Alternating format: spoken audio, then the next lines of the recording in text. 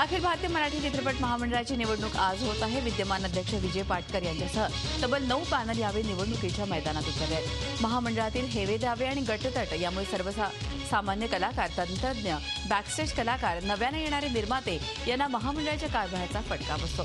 Oscar वारीला धडक मारलेले श्वास चित्रपटाचे निर्माते मोहन परब यांनीही नेमकी हीच खंत व्यक्त केली आहे। आगामी काळात तरी सर्वसामान्य कलाकारांसाठी महामंडळ खऱ्या अर्थी उपयुक्त ठरेल अशी आशा सर्वसामान्य कलाकार आणि तंत्रज्ञांकडून व्यक्त होते आहे। मुंबईतल्या वेलिंग्टन इन्स्टिट्यूटवर पुणे पोलिसांच्या आर्थिक गुन्हे शाखेनं बनावट मतपत्रिका प्रकरणी छापा टाकलाय। पुण्यातील शिक्षण प्रसारक मंडळीची ही वेलिंग्टन इन्स्टिट्यूट आहे।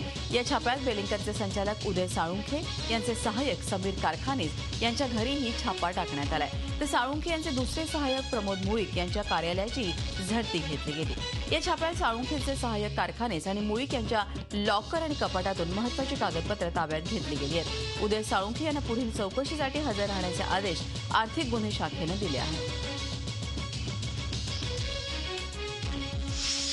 देवनार डम्पिंग ग्राउंडला लागलेल्या आगीप्रकरणी मुख्य आरोपी आतिक आणि रफिक यांना अटक करण्यात आली आहे। मुंबईतल्या शिवाजीनगर पोलिसांनी ही कारवाई केली आहे। आतापर्यंत या प्रकरणी 15 जणांना अटक करण्यात आली आहे, पण आतिक आणि रफिक यांनीच मुंबईला प्रदूषणाच्या गर्तेत लोटणारं षडयंत्र रचल्याचा आरोप आहे।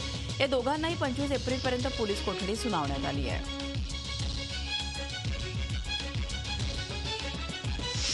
26 जानेवारी 2018ला नागपुरात मेट्रोचं उद्घाटन करण्याचं टार्गेट निश्चित केलं असल्याचं केंद्रीय परिवहन मंत्री नितीन गडकरी यांनी म्हटलं आहे।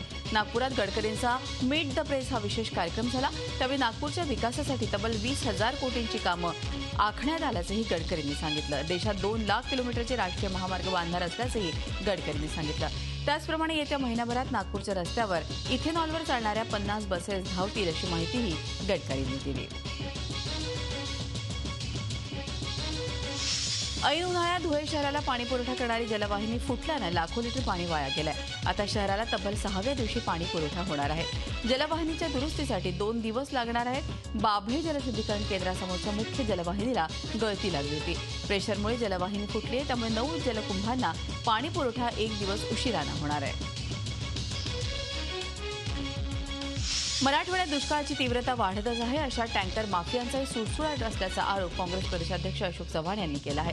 दरम्यान काँग्रेसचे नेते दुष्काळाचा आढावा घेण्यासाठी मराठवाडा विदर्भाचा दौरा करणार असल्याचं अशोक चव्हाण यांनी सांगितलं। निम्न दुधना प्रकल्पातून लातूरला पाणी पुरवठा करणं अशक्य असून तसा कोणताही विचार नसल्याचं जलसंपदा मंत्री गिरीश महाजन यांनी म्हटलंय। विशेष म्हणजे याआधी निम्न दुधना पाणी प्रकल्पातून लातूरला रेल्वेनं पाणी देण्याचा प्रस्ताव विचाराधीन असल्याचं पाणी पुरवठा आणि स्वच्छता मंत्री बबनराव लोणीकर यांनी म्हटलं होतं। त्याचवेळी जालना जिल्ह्यातल्या परतूर इथून लातूरला रेल्वेनं पाणी देण्याबाबत प्रस्ताव पाठवला असल्याचं महसूल मंत्री एकनाथ खडसे यांनी सांगितलं। अशा प्रकारे 20 दिवसात निम्न दुधना धरणामधून परतूरचं पाणी लातूरला पुरवण्यात येईल असंही खडसेंनी म्हटलंय। यावरून सरकारमधल्या एकाच पक्षाच्या 3 मंत्र्यांमध्ये एकवाक्यता नसल्याचं समोर आलंय। लातूर शहराला पाणी पुरवठा करणाऱ्या मांजरा नदीवरील साई नागझरी बंधाऱ्याच्या 18 किलोमीटरच्या खोलीकरण आणि सरळीकरणाचं काम सुरू आहे। या कामाला बॉलिवूड अभिनेता रितेश देशमुखनं भेट दिली आहे। जलयुक्त शिवार चळवळ म्हणून लातूरकरांनी सुरू केलेल्या या कामासाठी 7.5 कोटी लागणार आहे। आतापर्यंत लातूरकरांनी 3.5 कोटी जमवले आहेत। त्यासाठी बॉलिवूड अभिनेते रितेश देशमुखनं वैयक्तिक 25 लाख रुपयांचा निधी दिला आहे। येत्या काळात बॉलिवूडनं अनेक कलाकार यात योगदान करतील अशी आशा व्यक्त केली आहे। मराठवाड्यात पाण्याची भीषण टंचाई असतानाही इथल्याच एका गावात या परिस्थितीतही स्वच्छ आणि थंड पाणी गावातच उपलब्ध झालंय। उस्मानाबाद जिल्ह्यातील कळंब तालुक्यातील कान्हेरवाडी या गावात गावकऱ्यांच्या लोकसहभागातून वॉटर एटीएम बसवण्यात आलाय। या वॉटर एटीएमच्या माध्यमातून ग्रामस्थांना 30 पैसे लिटर प्रमाणे थंड पाणी मिळत आहे। राज्यातल्या पाणी टंचाईच्या पार्श्वभूमीवर दारू उद्योगांना मिळणाऱ्या पाण्यात 50% कपात करावी असे आदेश औरंगाबाद खंडपीठानं दिले आहेत। त्यासाठी 10 मे पर्यंत या आदेशाची अंमलबजावणी करण्यासाठी औरंगाबाद जिल्हा प्रशासनाला मुदत देण्यात आली आहे। कोपरगावच्या संजय काळे यांनी केलेल्या याचिकेवर औरंगाबाद खंडपीठानं हा निर्णय दिला आहे। सरकारनं सुनावणी दरम्यान पुढच्या 40 दिवसात 3 टप्प्यात 45% पाणी कपात करण्याची तयारी दाखवली होती। मात्र दररोज पाण्याविना माणसं आणि पशुपक्षी मरत असताना शासनानं महसुलाचा विचार करू नये असं खंडपीठानं म्हटलं आहे। सध्या मद्यनिर्मिती उद्योगांवर 30% पाणी कपात करण्यात आल्याचंही जिल्हा प्रशासनानं कोर्टाला सांगितलंय। कृष्णा नदीची पाणी पातळी खालावल्यानं सांगलीतील अनेक भागात गेल्या 2 दिवसांपासून टँकरनं पाणी पुरवठा सुरू आहे. असं असताना माल बंगल्याजवळील मुख्य जलवाहिनी फुटली आहे. जलवाहिनी फुटल्यानं शेकडो लिटर पाण्याची नासाडी होते. या जलवाहिनीतून ठिकठिकाणी कारंजे फुटत आहेत. हे सर्व पाणी आसपासच्या पडीक जमिनीत वाहून चाललं आहे. शहराबरोबरच जिल्ह्यातील अनेक तालुक्यात पाणी टंचाई आहे. मात्र सांगलीत पाण्याची मोठ्या प्रमाणात नासाडी सुरू असल्यानं पालिकेच्या भोंगळ कारभाराविषयी सामान्यांमधून संताप व्यक्त होतोय. सुरक्षिततेच्या कारणास्तव कन्हैया कुमारची पुण्यातली सभा साने गुरुजी स्मारकाऐवजी बालगंधर्व रंगमंदिरामध्ये होणार आहे. मात्र त्याचा फटका त्याचवेळी होणाऱ्या सुरेल सभेच्या मैफलीला बसला आहे. बालगंधर्व रंगमंदिरामध्ये कन्हैयाच्या सभेला परवानगी देत असतानाच दुसऱ्या बाजूला इथल्या सुरेल सभा संस्थेची तारीख काढून घेण्यात आली आहे. या मैफलीमध्ये पंडित संजय अभ्यंकर यांचं गायन होणार होतं. दरम्यान पूर्वनियोजित कार्यक्रमानुसार कन्हैयाची सभा पर्वतीजवळच्या साने गुरुजी स्मारक इथे होणार होते. मात्र शुक्रवारी ऐनवेळी या सभेची जागा बदलण्यात आली. राज्यामध्ये नद्या आणि नाल्याचं प्रदूषण करणाऱ्यांवर तात्काळ कडक कारवाई करण्याचे आदेश पर्यावरण मंत्री रामदास कदम यांनी दिले आहेत.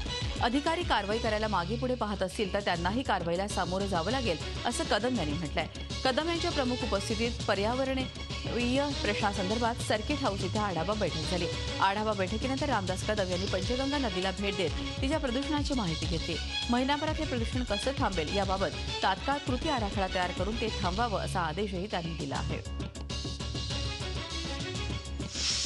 लातूरचे महापौर शेख अख्तर मिस्त्री यांचे महापौरपद धोक्यात आले. मिस्त्री यांचं ओबीसी जात प्रवर्गातील प्रमाणपत्र लातूरच्या विभागीय जात पडताळणी समितीनं अवैध ठरवत रद्द केलंय. गेल्या वर्षभरापासून महापौरपदाचा कार्यभार चालवणारे शेख अख्तर मिस्त्री हे प्रभाग 02 मधून काँग्रेसच्या तिकिटावर नगरसेवक झाले होते. मात्र आता त्यांचं जात प्रमाणपत्र जप्त करण्यात आलं असून नगरसेवक पद रद्द करण्याचे निर्देशही विभागीय जात पडताळणी समितीनं लातूरच्या मनपा आयुक्तांना दिले आहेत. छगन भुजबळ यांना जाणीवपूर्वक आवश्यक वैद्यकीय सेवा पुरवली जात नसल्याचा गंभीर आरोप मुंबईतल्या आर्थर रोड तुरुंगातले वैद्यकीय अधिकारी डॉ. राहुल घुले यांनी केला आहे. आर्थर रोड तुरुंगातला भ्रष्टाचार बाहेर काढल्यामुळेच आपल्यावर आकसानं कारवाई होत असल्याचा आरोपही डॉ. घुले यांनी केला आहे. जाती तोडो भारत जोडो हे घोषवाक्य घेऊन रिपाई खासदार रामदास आठवले यांनी सुरू केलेल्या भीमरथ यात्रेचं धुळ्यात आगमन झालंय. डॉ. बाबासाहेब आंबेडकर यांच्या 125व्या जयंती वर्षानिमित्त 26 जानेवारीपासून कन्याकुमारी इथून ही यात्रा सुरू झाली आहे. देशभरातील 23 राज्यांमधून मार्गक्रमण करत ही रथयात्रा 1 मे रोजी मध्य प्रदेशातील महू या बाबासाहेबांच्या जन्मगावी पोहोचणार आहे. महू गावात संविधान मंदिर उभारण्यात यावं अशी आपली मागणी असून त्यासाठी प्रयत्नशील असल्याचं आठवलेंनी सांगितलं आहे.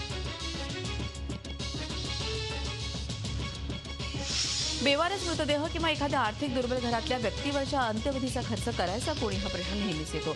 यावर पिंपरी चिंचवड महापालिकेनं तोडगा काढलाय. शहरातल्या सर्व स्मशानभूमी आणि दफनभूमीत होणाऱ्या अंत्यविधीचा खर्च आता पिंपरी चिंचवड महापालिका करणार आहे. सर्व धर्मियांसाठी महापालिकेनं हा निर्णय घेतलाय. पुण्यात गरवारे महाविद्यालयातल्या विद्यार्थ्यांमध्ये वादामधून झालेल्या मारहाण प्रकरणी 5 विद्यार्थ्यांना अटक करण्यात आली आहे. त्यांना शिवाजीनगर न्यायालयानं 27 तारखेपर्यंत पोलीस कोठडी सुनावली आहे. व्हॉट्सअप ग्रुपचं नाव का बदललं या क्षुल्लक कारणावरून हा वाद सुरू झाला आणि अगदी मारामारीपर्यंत पोहोचला. हद्द म्हणजे ग्रुपमधल्या मित्रांनीच मारहाण करून एकमेकांना गंभीर जखमीही केलं. या मारहाण प्रकरणात 20 ते 22 विद्यार्थ्यांचा सहभाग होता. पालघर जिल्ह्यातल्या वैतरणा पुलाचे गर्डर टाकण्याचं काम आज हाती घेण्यात येत आहे. त्यामुळे पश्चिम रेल्वेनं सफाळा वैतरणा दरम्यान आज 10.15 तासांचा जम्बो मेगा ब्लॉक हाती घेतला आहे. त्यामुळे आज सकाळी 8 वाजल्यापासून संध्याकाळी 6:15 वाजेपर्यंत दोन्ही दिशेनं धावणाऱ्या 29 गाड्या पूर्णपणे रद्द करण्यात आल्या आहेत. तर इतर 20 गाड्यांचे मार्ग संपण्याचं ठिकाण बदलण्यात आलंय. या कामामुळे मुंबईहून येणाऱ्या 6 आणि मुंबईकडे जाणाऱ्या 9 गाड्या 1 तास ते 3 तासांपर्यंत विलंबानं धावण्याचा अंदाज आहे.